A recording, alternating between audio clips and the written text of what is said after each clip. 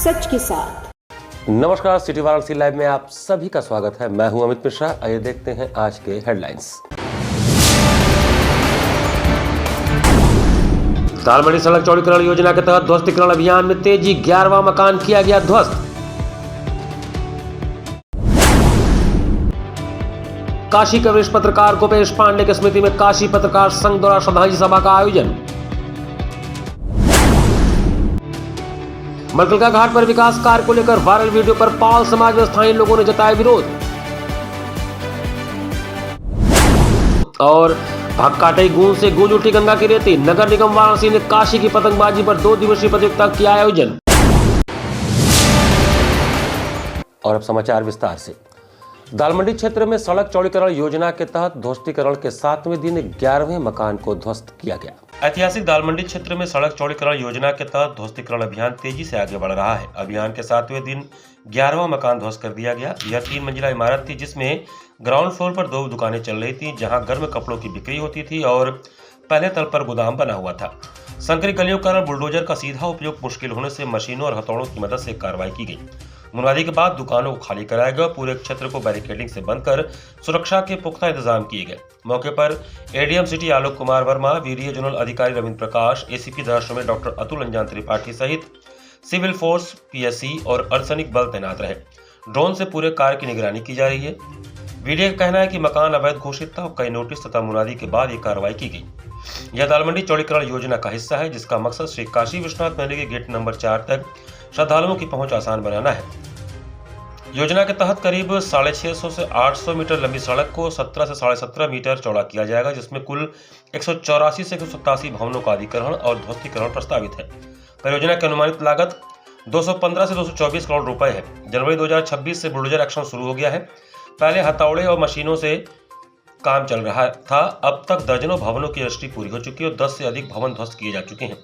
कई लोग इसे विकास और यातायात सुधार के रूप में सकारात्मक देखते हैं, जबकि दुकानदार और निवासी अपनी आजीविका पर पड़ने वाले प्रभाव को लेकर चिंतित हैं। यह अभियान काशी विश्वनाथ कॉरिडोर से जुड़ा है और श्रद्धालुओं की सुविधा बढ़ाने के साथ साथ क्षेत्र को आधुनिक रूप देने का प्रयास है। आगे भी ऐसी कार्रवाई जारी रहने की संभावना है। ये वीडियो कार्रवाई है जिसमें डिमोलिशन ऑर्डर पूर्व में पारित किया जा चुका है और अब डिमोलिशन कार्य चल रहा है। सुरक्षा के दृष्टिगत पर्याप्त फोर्स लगाई गई है और लगातार डिमोलिशन चल रहा है। किसका भवन है सर? क्या अब ये तो एग्जैक्ट प्रशासन बता सकता है किसका भवन है, लेकिन ये वीडियो कार्रवाई है। किस तरह की निगरानी रखी जा रही है? ड्रोन से भी एरियल सर्वेलेंस किया जा रहा है, पीए सिस्टम से अनाउंसमेंट चल रहा है और पर्याप्त फोर्स लगाई गई है। कांग्रेस नेताओं और कार्यकर्ताओं के साथ हो रहे कथित पुलिसिया दुर्व्यवहार को लेकर कांग्रेस छात्र संगठन एनएसयूआई के कार्यकर्ताओं ने पुलिस आयुक्त से मुलाकात कर ज्ञापन सौंपा। कांग्रेस के छात्र संगठन एनएसयूआई के कार्यकर्ताओं ने सोमवार को कचहरी स्थित कार्यालय पर पुलिस आयुक्त कमिश्नरेट वाराणसी से मुलाकात कर ज्ञापन सौंपा। ज्ञापन के माध्यम से कांग्रेस नेताओं और कार्यकर्ताओं के साथ हो रहे कथित पुलिसिया व्यवहार के खिलाफ कड़ा विरोध दर्ज कराया गया। ज्ञापन में कांग्रेस कार्यकर्ताओं ने पुलिस प्रशासन पर गंभीर आरोप लगाए हैं। उनका कहना है कि आए दिन कांग्रेस नेताओं के घरों पर हाउस अरेस्ट नजरबंदी कार्रवाई की जा रही है, जो लगातार जारी है। इसके अलावा आरोप लगाया गया कि कई बार रात 11 या 12 बजे नेताओं को जगाकर परेशान किया जाता है, जिसे अनुचित और कांग्रेस कार्यकर्ताओं ने बताया।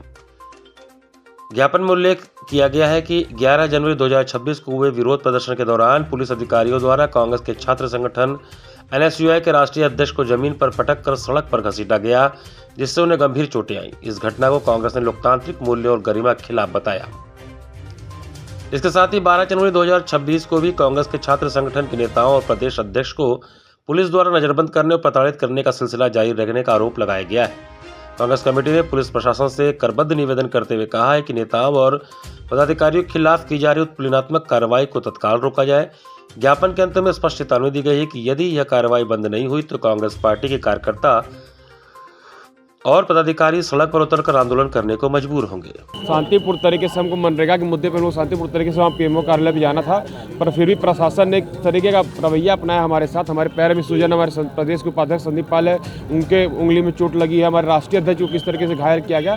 तमाम मुद्दों को लेकर हमारा कार्यक्रम समाप्त हो चुका था। फिर भी कल रात में लगातार हमारे साथियों को कार्यक्रम समाप्त होने के बाद हमारे साथियों को, जिला अध्यक्ष को, हमारे यूनिट प्रेसिडेंट बीएचयू को लगातार उनको नज़रबंद किया गया, परेशान किया गया। उन सभी मुद्दों को लेकर हम सभी कमिश्नर से मिले हैं। क्या मिला? देखिए, कमिश्नर साहब ने साफ बोला है कि आपके ऊपर जिस तरीके से कार्य किया जा रहा है, हमारा एक वीडियो जारी हुआ था आज नहीं तो कल के मामले को लेकर, आज नहीं कल घेराव करेंगे। इस मिसकम्युनिकेशन की वजह से और एक LIU की गलत रिपोर्ट की वजह से सारा माहौल क्रिएट हुआ है और फिर से सारी चीज़ शांतिपूर्ण तरीके से अमन चैन की स्थापना की जाएगी।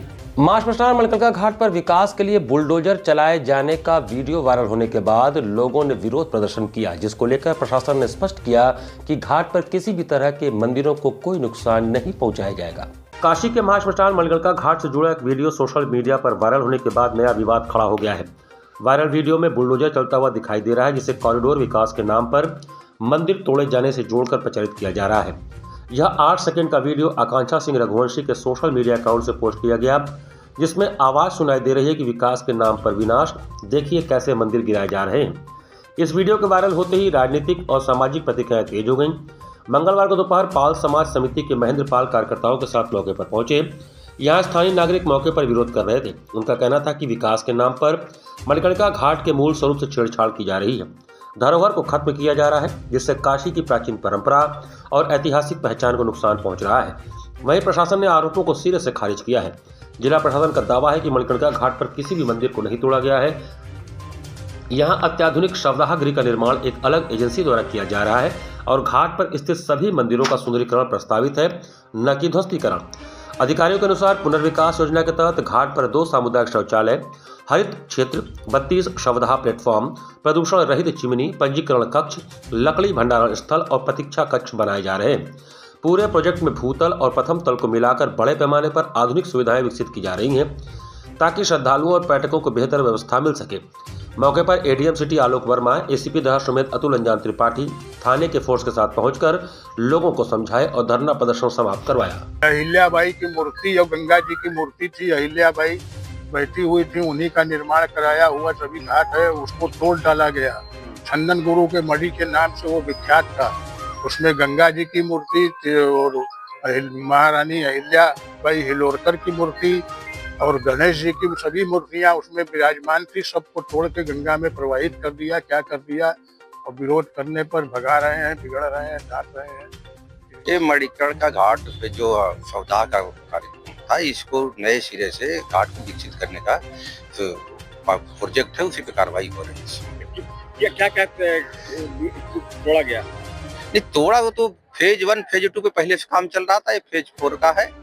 फेज 4 के बाद जहाँ पे सौदा का होता है वो फेज 3 का है। वो जब फेज 1, 2 और 4 हमारा पूर्ण हो जाएगा तो उसको इधर से शिफ्ट करके फिर फेज 3 वाला काम चालू होगा। बनारस के जाने माने वरिष्ठ पत्रकार गोपेश पांडे जी के आकस्मिक निधन से पत्रकारिता जगत को एक गहरी चोट लगी है। काशी पत्रकार संघ में उन्हें भावभीनी श्रद्धांजलि अर्पित किया गया। बनारस के जाने माने वरिष्ठ पत्रकार गोपेश पांडे का निधन केवल एक व्यक्ति का जाना नहीं है, बल्कि यह काशी की पत्रकारिता परंपरा को लगी एक गहरी चोट है। उनके जाने से जो शून्य बना है उसे भर पाना आसान नहीं होगा। वे उन विरले पत्रकारों में थे जिनके लिए पत्रकारिता पेशा नहीं बल्कि समाज के प्रति एक नैतिक जिम्मेदारी थी। काशी पत्रकार संघ की ओर से मंगलवार को आयोजित श्रद्धांजलि सभा में पत्रकारिता, राजनीति, शिक्षा और समाज सेवा से जुड़े लोगों ने उनकी स्मृतियों को साझा किया और भावभीनी श्रद्धांजलि अर्पित की। इस मौके पर मौजूद वक्ताओं ने कहा कि स्वर्गीय गोपेश पांडे ने हमेशा ईमानदारी, निर्भीकता और मूल्यपरक पत्रकारिता को अपने जीवन का मूल मंत्र बनाया। सच कहने के लिए उन्होंने कभी समझौता नहीं किया, न सत्ता का भय, न पद का लोभ। वे न कभी डरे न झुके। जब बात सिद्धांतों की आई तो उन्होंने प्रबंधन के सामने भी मजबूती से अपना पक्ष रखा। यही कारण था कि वे सम्मान के साथ साथ भरोसे का नाम बन गए। एक पत्रकार के रूप में ही नहीं बल्कि एक संवेदनशील और प्रतिबद्ध नागरिक के रूप में भी उनका योगदान अविस्मरणीय रहा। काशी पत्रकार संघ के पूर्व अध्यक्ष के रूप में उन्होंने पत्रकारों की एकजुटता, अधिकारों और गरिमा के लिए निरंतर संघर्ष किया। वे युवा पत्रकारों के लिए मार्गदर्शक थे, जो सिखाते थे कि खबर से पहले इंसान और सच सबसे ऊपर होता है। काशी पत्रकार संघ ने उन्हें दी गई श्रद्धांजलि केवल एक औपचारिक आयोजन नहीं था, बल्कि वह उस सम्मान और प्रेम की अभिव्यक्ति थी जो शहर के पत्रकारों, गणमान्य नागरिकों, विभिन्न राजनीतिक दलों और सामाजिक संस्थाओं के लोगों के हृदय में उनके लिए था। हर आंख नम थी, हर शब्द में अपनापन और हर मौन में गहरा दुख। गोपेश पांडे भले ही आज हमारे बीच शारीरिक रूप से न हो, लेकिन उनकी निर्भीक कलम, मूल्यनिष्ठ सोच और साहसी विरासत हमेशा बनारस की पत्रकारिता को दिशा देती रहेगी। वे स्मृतियों में ही नहीं, सिद्धांतों में जीवित रहेंगे। काशी की पत्रकारिता आपको सदैव याद रखेगी। अध्यक्षता संघ के अध्यक्ष अरुण मिश्रा ने किया, संचालन महामंत्री जितेंद्र श्रीवास्तव ने किया। धन्यवाद गोपेश पांडे के भाई राघवेश पांडे ने दिया। इस मौके पर प्रोफेसर राम मोहन पाठक, MLC धर्मेंद्र राय, प्रोफेसर सतीश राय, प्रोफेसर अनिल उपाध्याय, रजनीश त्रिपाठी, पूर्व मंत्री सुरेंद्र सिंह पटेल, गोपेश जी की बेटी आकांक्षा पांडे, BHU छात्र संघ के पूर्व अध्यक्ष अनिल श्रीवास्तव व शिव कुमार, समाजवादी चिंतक विजय नारायण, अरविंद किशोर राय, संघ के पूर्व अध्यक्ष योगेश कुमार गुप्त, राजनाथ तिवारी, KDN राय, BB यादव, डॉक्टर अत्रि भारद्वाज, आशीष बागची, लक्ष्मीकांत द्विवेदी, विश्वनाथ गोकांत, डॉक्टर दयानंद आदि ने अपने विचार व्यक्त किए। काशी की पत्रकारिता से जुड़े सलाखा पुरुष, हम सबके मार्गदर्शक, अभिभावक, पत्रकारिता के मूल्यों को जीने वाले गोपेश पांडे जी का आकस्मिक निधन हो गया। मैं समझता हूँ कि बनारस ही नहीं, पत्रकारिता जगत के लिए बड़ा ही शोक का दिन है आज। गोपेश पांडे जी आज अखबार में थे और उन्होंने अपने लेखनी के बदौलत, अपनी ईमानदारी की बदौलत, अपने लेखनी के तेवर के जरिए उन्होंने समाज में बहुत सारे बदलाव के रेखांकित किया। मैं समझता हूँ कि गोपेश पांडे ने जो पत्रकारिता को, जीवन को जिया, वह बहुत कम लोगों में देखने को मिलता है। बदलते परिवेश में पत्रकारिता के वह स्वयं अपने आप में एक अखबार थे। मैं समझता हूं कि भले ही वो आज अखबार में रहे हों, लेकिन उनके बताए मार्ग पर तमाम ऐसे पत्रकार हैं जो आज बहुत ही ऊंचे ओहदे पर हैं।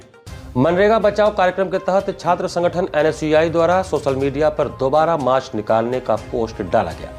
छात्र संगठन NSUI द्वारा लगातार मनरेगा बचाओ कार्यक्रम के तहत जगह जगह आयोजन किए जा रहे हैं। इसी क्रम में बीते दिनों कार्यकर्ताओं ने काशी हिंदू विश्वविद्यालय से सरस्वती प्रतिमा से प्रधानमंत्री जनसंपर्क कार्यालय तक मार्च निकालने का प्रयास किया था, जिसे पुलिस ने बीच रास्ते में रोकते हुए कार्यकर्ताओं को गिरफ्तार कर लिया था। इस घटना के बाद NSUI कार्यकर्ता ऋषभ पांडे द्वारा सोशल मीडिया पर एक पोस्ट डाली गई, जिसमें दोबारा मार्च निकालने की बात कही गई। इसे देखते हुए मंगलवार को काशी हिंदू विश्वविद्यालय के सिंह द्वार पर पुलिस ने भारी फोर्स तैनात कर दिया। मौके पर ADCP श्रवण T, ACP Bhelupur Gaurav Kumar, ACP Rohania सहित 5 थानों की फोर्स मौजूद रही। ADCP श्रवण टी ने बताया कि सोशल मीडिया के माध्यम से NSUI द्वारा मार्च निकालने की घोषणा की गई है, जबकि इसके लिए किसी प्रकार की अनुमति नहीं ली गई है। संभावित रैली और कानून व्यवस्था की स्थिति को देखते हुए BHU के मुख्य द्वार पर पुलिस बल लगाया गया है, ताकि किसी प्रकार की अव्यवस्था को रोका जा सके। वहीं NSUI कार्यकर्ता ऋषभ पांडे ने सोशल मीडिया के माध्यम से आरोप लगाया कि पिछले मनरेगा बचाओ मार्च के दौरान BHU गेट पर पुलिस ने संगठन के प्रदेश उपाध्यक्ष संदीप पाल के अंगूठे को पैर से कुचल दिया और लाठीचार्ज कर कार्यकर्ताओं के साथ बर्बरता किया। उन्होंने इस कार्रवाई का विरोध करते हुए दोषी पुलिसकर्मियों पर कार्रवाई की मांग की। परसों यहाँ पर बिना अनुमति के धरना प्रदर्शन करने की कोशिश की गई थी। उसी के एहतियातन अब भी यहाँ पे पुलिस फोर्स लगाया गया है और पैदल गश्त भी की जा रही है, ताकि ऐसे लोगों पर नज़र रखी जा सके और कानून व्यवस्था बनाए रखी जा सके। हाँ, ड्रोन से भी निगरानी की जा रही है, QRT टीमें भी लगी हैं, गश्त की जा रही है। एहतियातन यहाँ गेट पर भी फोर्स रखी गई है कि कोई अवैध प्रदर्शन या धरना न हो सके। मंगलवार को उत्तर प्रदेश भाईचारा कमेटी द्वारा चाइनीज मांझे के खिलाफ चलाए जा रहे अभियान के तहत जंगमबाड़ी क्षेत्र में जागरूकता अभियान चलाया गया। उत्तर प्रदेश भाईचारा कमेटी द्वारा चाइनीज मांझा के खिलाफ चलाए जा रहे अभियान के तहत मंगलवार को जंगमबाड़ी क्षेत्र में चाइनीज मांझा और उसके प्रतीक फोटो को आग के हवाले किया गया। कमेटी के अध्यक्ष प्रमोद वर्मा के नेतृत्व में चलाया जा रहा इस अभियान में उपस्थित लोगों ने प्रशासन से मांग किया है कि चाइनीज मांझा के लिए धरपकड़ और ड्रोन की मदद से इसे प्रयोग करने वाले पतंगबाजों को भी पकड़ा जाए, ताकि राह चलते लोगों के साथ दुर्घटनाएं न हो। साथ ही चाइनीज मांझे की धरपकड़ के लिए कठोर से कठोर कार्रवाई वाराणसी पुलिस को करना चाहिए। इस कार्यक्रम के माध्यम से वाराणसी के पतंग प्रेमियों से मांग किया गया है कि मकर संक्रांति के अवसर पर पतंग उड़ाना है तो भारतीय मांझा इस्तेमाल करें और पशु पक्षी मनुष्य की जान बचाएं।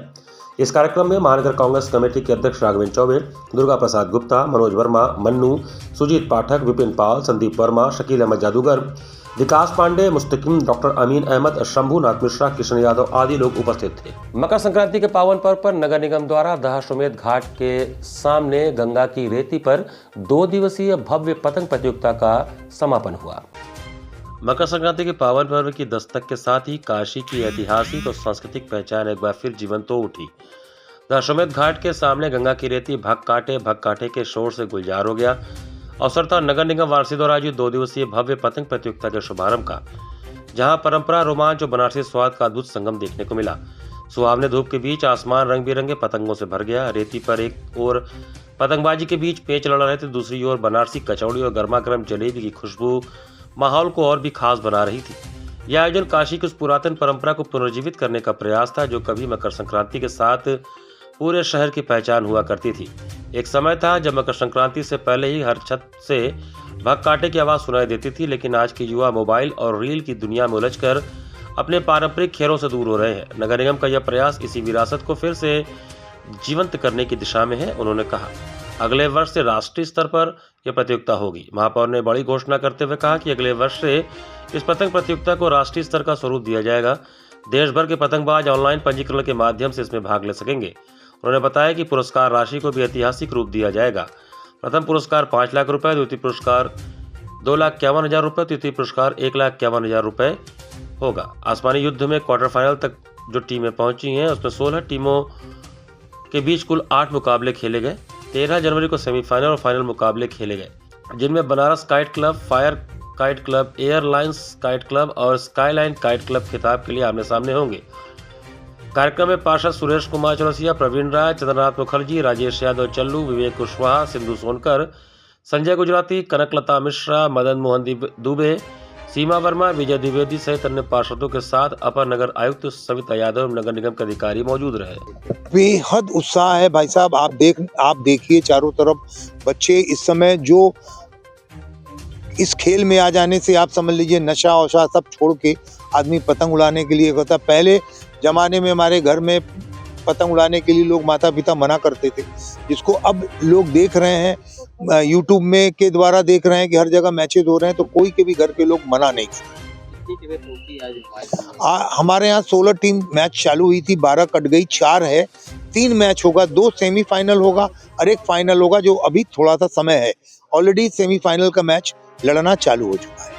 घाट संध्या कार्यक्रम में युवा कलाकार दक्षा सिंह ने भरतनाट्यम की सुंदर प्रस्तुति दी। जिला प्रशासन के अभिनव पहल पर सोमवार को सुबह बनास के अंतर्गत घाट संध्या कार्यक्रम में युवा कलाकार दक्षा सिंह ने दक्षिण भारत के तमिल राज्य के प्रसिद्ध नृत्य विधा भरतनाट्यम की प्रस्तुति का शुभारंभ प्रसिद्ध नृत्य विद्वान और गुरु प्रोफेसर प्रेमचंद होम्बल जी द्वारा रचित गणेश पुष्पांजलि तत्पश्चात अलारिपू भरतनाट्यम मार्गम परंपरा का पहला अंग है। अलारिपू शब्द का अर्थ है कली का खिलना। रुक्मिणी देवी अरुंडेल द्वारा रचित राग मलिका का अर्थ है कई रागों की माला। जाति स्वरम नृत्य के अंतर्गत आता है, अर्थात तालबद्ध सुंदर अंग संचालन। एवं समापन श्री रामचंद्र एवं भावपूर्ण नृत्य संरचना, जिसमें मर्यादा पुरुषोत्तम भगवान श्री राम के आदर्श चरित्र, धर्म, करुणा और सत्यनिष्ठा को नृत्य के माध्यम से प्रस्तुत किया। कलाकार ने पद लय, ताल, अंग संचालन एवं घुंघरुओं के झनकार के माध्यम से मुक्ताकाशी घाट संध्या के मंच पर उपस्थित दर्शकों के हृदय को मंत्रमुग्ध किया। कलाकार को प्रमाण पत्र एवं आशीर्वचन गुरु माला होम्बल एवं नृत्य शिक्षिका शिप्रा चक्रवर्ती ने प्रदान किया। कार्यक्रम का संयोजन सुबह बनास के सचिव संस्थापक डॉक्टर रत्नेश वर्मा ने किया। कार्यक्रम का सफल संचालन सीमा केसरी ने किया। इस अवसर पर भारी संख्या में दर्शकगण उपस्थित रहे।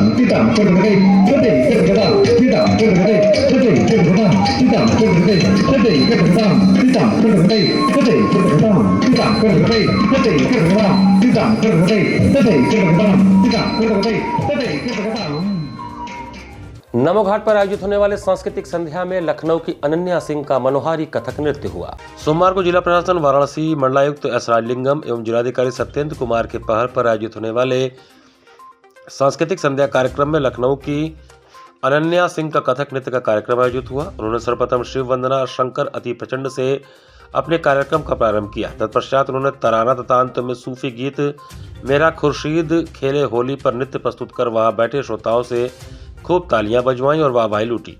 कार्यक्रम का संचालन एवं धन्यवाद ज्ञापन अनूप मिश्रा ने किया। कार्यक्रम संयोजक अंशुमान महाराज रहे।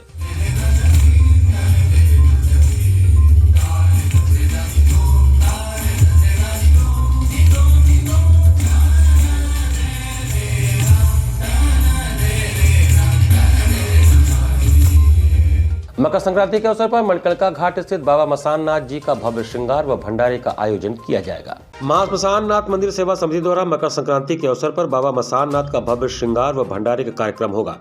इस संदर्भ में मंगलवार को मलकनका घाट स्थित मंदिर प्रांगण में आयोजित प्रेस वार्ता में समिति के पदाधिकारियों ने बताया कि मकर संक्रांति के इस अवसर पर सभी काशी वासियों से निवेदन है कि वह मंदिर जाकर बाबा का दर्शन करें और प्रसाद ग्रहण करें। प्रेस वार्ता में चैनू प्रसाद गुप्ता, राजू साव, विकास, चंद्रशेखर सिंह, गुलशन कपूर, संजय गुप्ता, दिलीप यादव आदि शामिल थे। हर साल की भांति इस साल भी बाबा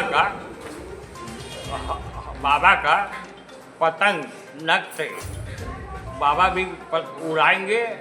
पतंग के बाद जो कि बाबा का दिव्य माला फूल से उनका श्रृंगार किया जाएगा और दुनिया प्रकार का भोजन पानी भंडारे में खिचड़ी, पापड़, अचार, दाना, पत्ती, लैया बहुत कुछ है। तो सभी काशीवासियों से निवेदन करें कि वो भी आकर प्रसाद का ग्रहण करें। अब बाबा से जो है कि अब अपने हर एक मनोकामना जो भी मांगना है वो अपना मनोकामना भी मांगे। बाबा ही सबका मनोकामना पूरा करें। इसी के साथ सिटी वाराणसी लाइव का ये संस्करण हमें समाप्त करते हैं। मुझे दीजिए आज्ञा। नमस्कार।